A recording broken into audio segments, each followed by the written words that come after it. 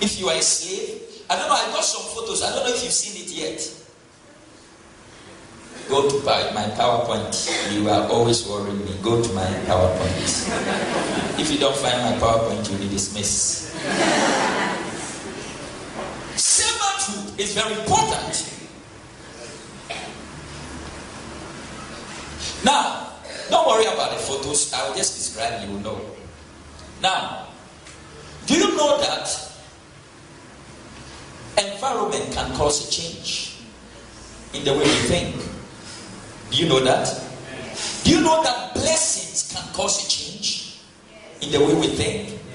When you are poor, you think differently. When you are rich, you think differently. Are you here? Yes. When you are in between poverty and riches, you think differently. So what causes the change? Are you here? Now look at something. The Bible is the example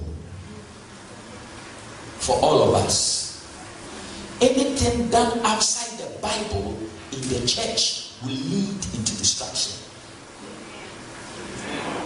Are you here?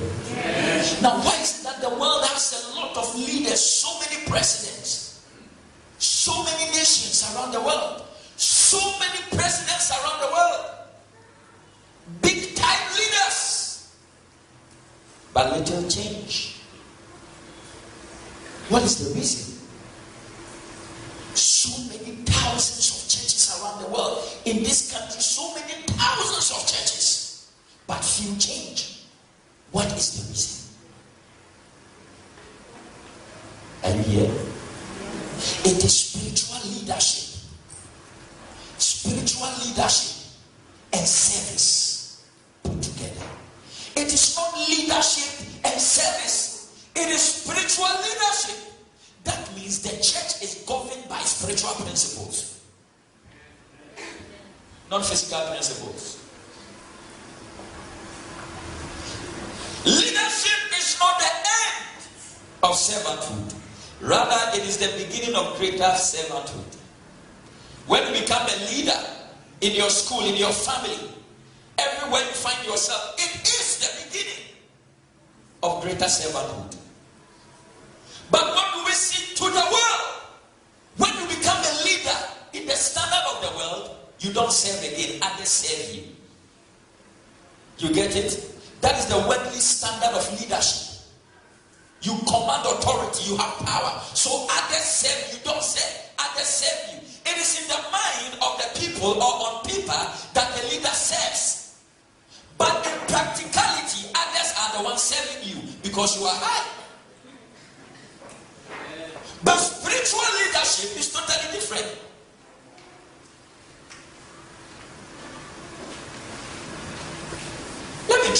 I'm trying to lay a simple foundation before I start preaching. Because there are a lot of us here, our mindset about servanthood is slavery. Why do I have to come to church and you are controlling me like that? It's my will. I can do whatever I want to do. Why do you force me to do this? Why do you force me to do that? I'm a slave. In this church, everybody is a slave. Listen. I want you to know you are not a slave. You are rather a leader. Amen.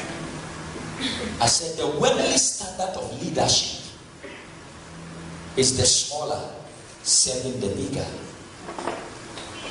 That is not the leadership in God's house. If you really want to defend Christianity, if this nation can bind Christianity together, and if Christians can change the system of the government, the system of religion and whatever, if we can have greater influence, we can only do it through spiritual leadership. Because you will not be called, I don't know how you call it, but Senate, right? We call it in Ghana our parliament. You cannot go there and give a law because you are not voted. So what type of leadership can you give? We are trying to please the world in these end times to show that we are also good, that we are also better. Even thinking that makes you a slave to the world. Are you here? Book knowledge is not leadership. Degree doesn't make you a leader. Are you here? Certificates doesn't make you a leader. The world's view of leadership, according to the world, if you are a leader, number three things. One, you have to possess power. Number two, you have to have pecs, control. Number three, you have to have prestige. That makes you a leader. So look at all the world leaders in the world. They have power, they have pecs, control. Three, and they have prestige. Prestige, honor, respect. That is leadership. Are you here? That's why when a beautiful car is passing by, you say, "Oh, maybe this is a car of the barangay captain or the other captains in town." You get it? How did you know? It's the car, the beauty of the car, the prestige, the authority, the honor. So you say, this is a leader. Are you here? This is a leader, and that is the mindset of everybody according to the standard of the world. But in God's kingdom, in the church, Jesus changed everything. And he said, whoever wants to be the great must be a servant. Whoever wants to be a leader must be a servant. So in the kingdom of God, leadership is servanthood. You get it? Leadership in the kingdom is servanthood. And brothers and sisters, we can never apply the principles of the world in the church for the church to work normally. It will never work. Except we are building an organization, not a church. God's view of leadership is servanthood. Tell somebody, are you a servant? I said, power, pecs, prestige is the summarization of worldly leadership. But in the kingdom, it is servanthood. How I wish we understand servanthood. I said, servants are regarded as slaves. Are you here? Servants are disrespected. Servants are laughed at. Servants are seen as weaker people. They are so weak, they cannot defend themselves.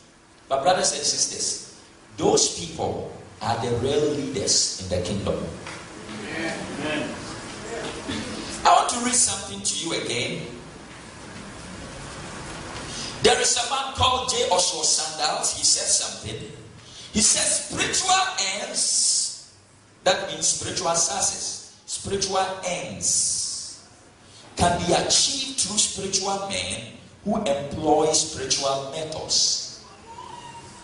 I'm reading it again. Spiritual ends or spiritual success or spiritual breakthrough or spiritual accomplishment can only be achieved through spiritual men who employs spiritual methods. Now, spiritual ends means, I'm explaining again, success, all right, and the outcome of your calling. You are called into the work of God. You are called as a worker here. You are called as a preacher. You are called here. You are serving as a deacon, as an elder. The end of your life, are you here? The end of your calling, the end of your success can be achieved if you are a spiritual person. Carnality have no success and have no part in the church. I'm saying it again.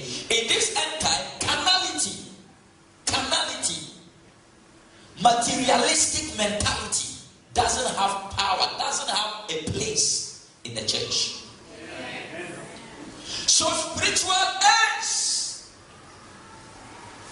can only be achieved or accomplished by spiritual men who employ spiritual method. And there is no spiritual method aside the Bible. Are you here?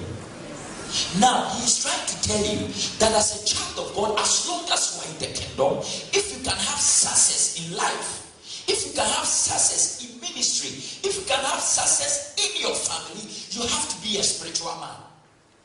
In order to have a spiritual success, because the success God is giving to you is not all about properties. It's not all about what people can see.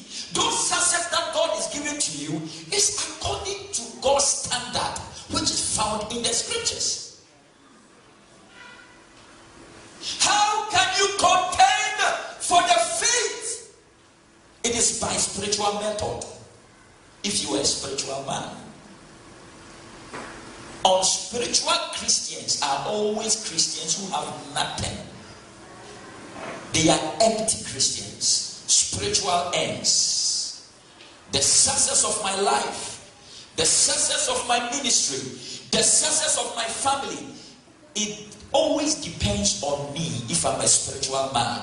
If I'm a carnal man, the Bible says flesh and blood cannot please God. If everything I think is about the flesh, how to make my body nice, how to take nice, anything I invest in the kingdom is about my self-centeredness, I'm going nowhere in life.